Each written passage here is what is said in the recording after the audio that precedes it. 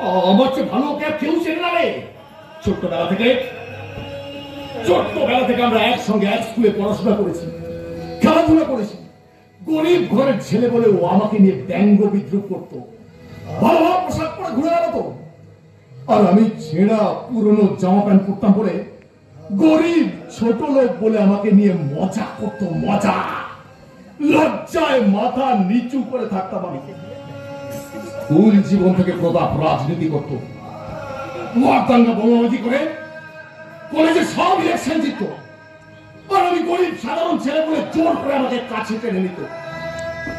তখন আমাদের সংসারে প্রচুর অভাব ছিল বলে মাঝে মাঝে আমাকে অর্থ সাহায্য করত, বিনিময়ে আমাকেও সঙ্গ দিতে হতো।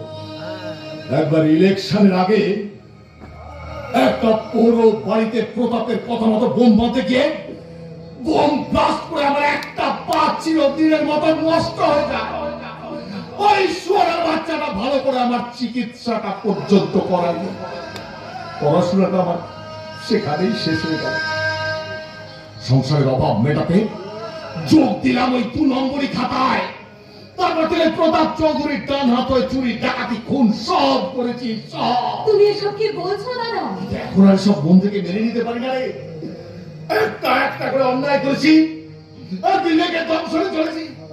বিবেকের দরজায় আঘাত করে কে যেন বারবার আমাকে চিৎকার করে বলছে, পঞ্চানন তুই একটা পাপী, তুই নোংরা, তুই সমাজ বিরোধী, তুই মানব জাতির লজ্জা।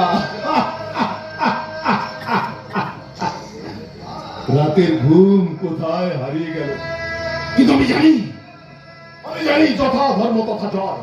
একদিন এমন সময় আসবে যখন পুলিশ আমাকে অ্যারেস্ট করবে, জেল হাজত হবে। এই সমাজের চোখে আমি হয়ে যাব আসামি। সবাই আমাকে ঘৃণা করবে, ঘৃণা। তাহলে তুমি এইসব ছেড়ে বেরিয়ে এসো দাদা। তুমি তো জানো। সব জানলে ওই লাইন ছেড়ে আমি বেরিয়ে যেতে পারি না রে। কারণ যদি আমি ওদের কথা খেলাপ করি, যদি আমি কালোর পথ ছেড়ে আলোর সন্ধান করি, তাহলে প্রতাপ চৌধুরী আমাকে পৃথিবী থেকে সরিয়ে দেবে। তাই তো এক হাতে ছুরি আর এক হাতে পিস্তল দিয়ে অন্ধকার নিয়ে প্রান্ত থেকে ও প্রান্ত ছুটে বেড়া। ওই কালো পথে রোজগার করার টাকা তুলে নিয়েছে ওই কালো মানুষ প্রতাপ চৌধুরীর হাতে তুলে। তারপরে তুমি যা করো মন থেকে করো না, নিজের ইচ্ছার বিরুদ্ধে গিয়ে করো। কিন্তু মনে রাখিস যে আমার জীবনের আলো নিভিয়ে দিয়ে আমাকে অন্ধকার পথে টেনে নামিয়েছে, তাকে আমি ছাড়বো না, বদলা আমি নেব। কিন্তু তার জন্য তো আমাকে তুমি বলে দিচ্ছ দাদা।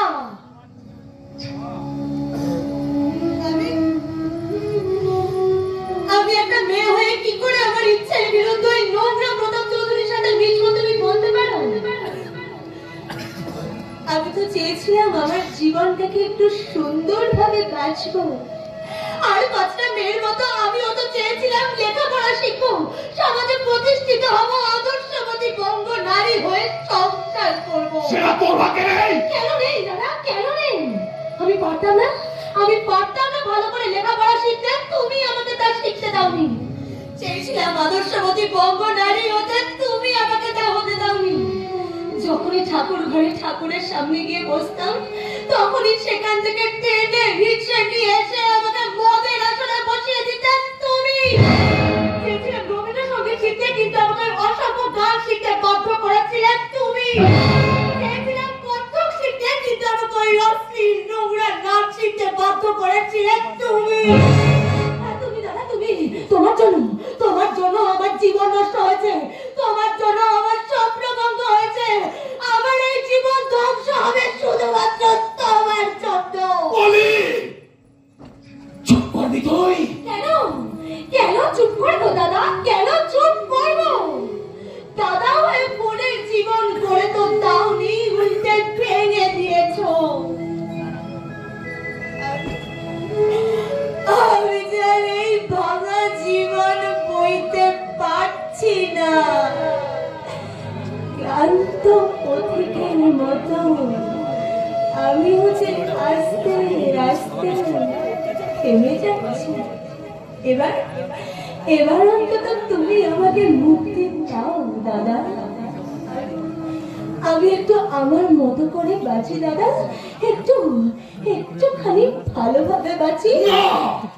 সেটা কোনোদিনই সম্ভব নয়। তবে আমার ওপরে ওঠার সিঁড়িটা বন্ধ হয়ে যাবে।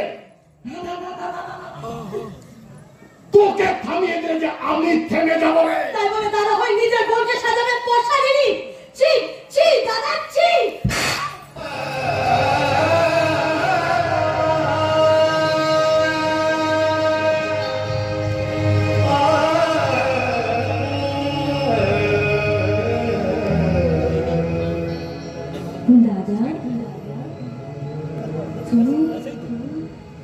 তুমি আমাকে চোর মারলে? মানলাম। আমার কথার অবাধ্য হলে এরপর তোকে এমন শাস্তি দেব তুই কল্পনা করতে পারিস না।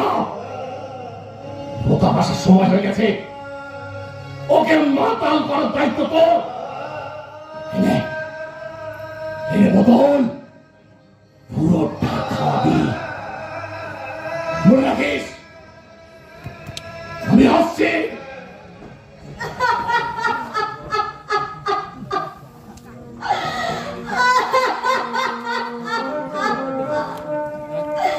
কি সুন্দর জীবন! দাদা তুলে দিয়ে গেল বোনের হাতে মদের বোতল, আর বলে গেল একটা অসভ্য নোংরা লোককে খুশি করতে। কিন্তু আমি আমার ইচ্ছের বিরুদ্ধে কি করে ওই নোংরা লোকটাকে খুশি করবো? আর আমি যদি আমার দাদার কথা না শুনি না, তাহলে আমার দাদা যে আমার জীবনটাকে শেষ করে দেবে। আমার জীবনটাকে ছাড়খাড় করে দেবে, ভাসিয়ে দেব।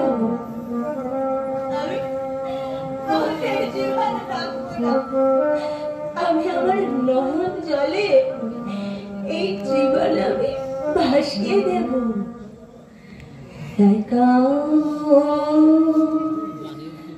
গানের তরি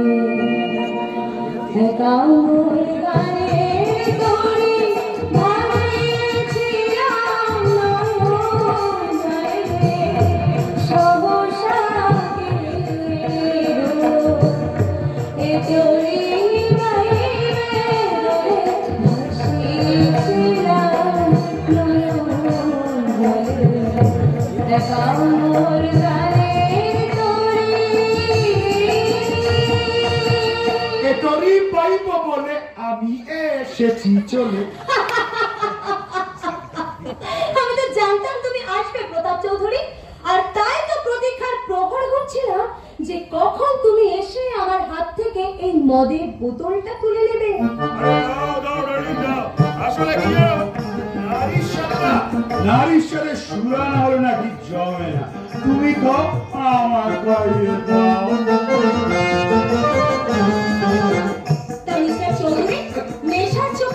দেখে ভালো লাগছে? ভালো লাগছে, খুব ভালো লাগছে। যারা বলে আমি না, আমি তোমার কাছে খুব ভালো।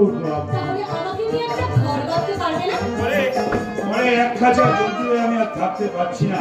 তার মানে তুমি আমাকে ছেড়ে দিয়ে অন্য ফুলের কাছে যাবে মধু খেতে? হ্যাঁ যাবো। সেদিন বুঝবো তুমি আমার সুখ দিতে পারছো না, সেদিন আবার আমি অন্য ঘরে বন্দি যাবো। আরে ভোগ করার জন্য জন্মেছি, যতদিন বাঁচবো ভোগ করে যাব। এই সমাজের মাথার মুড়ি আমি বাঁচবো তো সারা বাঁচার মতো ভাবে। মাথা তো মাথা মাথা যাও মিস্টার চৌধুরী, আরো বেশি করে মদ খাও।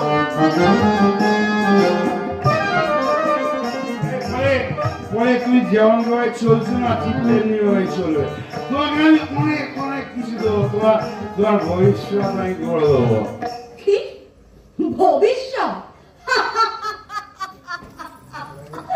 হাসালে প্রতাপ চৌধুরী, আমাদের মতো মেয়ের নাকি আবার ভবিষ্যৎ? আরে আমাদের মতো মেয়েরা তো আছে শুধুমাত্র তোমাদের মতো পুরুষদেরকে খুশি করার জন্য।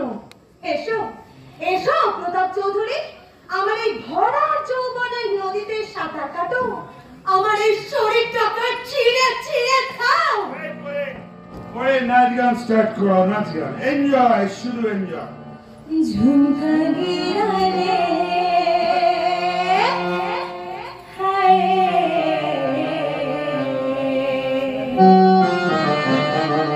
ঝুমকা গিরা রে बरेली के बाजार में, झुमका गिरा रे बरेली के बाजार में, झुमका गिरा झुमका गिरा हाय हाय गिरा रे बरेली के बाजार में, झुमका गिरा रे।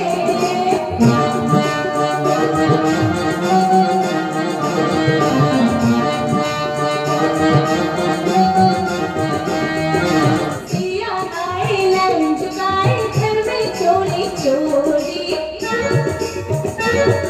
सिया आए लंच गाए घर में चोरी चोरी, बोले झुमका मैं पहना दूं आजा बाकी छोरी, है बोली लगाना लगाना फिर चोरा चोरी, या चुराया सैया नहीं छोरी, हाय सैया नहीं छोरी। फिर क्या हुआ? फिर झुमका गिरा रे फोटो के टकरार में, झुमका गिरा रे बरेली के बाजार में, झुमका गिरा हाय हाय हाय गिरा रे। बहुत अच्छा बोले, बहुत अच्छा। কিছুদিনের মধ্যে না তোমাকে আমি দার্জিলিং বেড়াতে যাবো। আর চলে ভালো ভালো তোমার মোবাইলের ছবিগুলো আছে, সেই ছবিগুলো নিয়ে তুমি বুলট্রি বাড়িতে চলে গিয়ে বুলট্রি দিয়ে ভেঙে দিয়ে নবাবের উদ্যত্ত জবাব দেয়। হ্যাঁ পাত্র ছবিগুলো দেখলে দিয়ে ভেঙে দেবে। যাও বলে যাও যাও, তাড়াতাড়ি চলো, যা মালও শেষ। এই খেলা শেষ, এবার যাবো অন্য খেলা খেলতে নবাবের বাড়ি, যেখানে আজকে হবে নবাবের বোন বুলচির বিয়ের পাকা দেখা। আমি আসছি নবাব, তোমার ওই দানা দুটোকে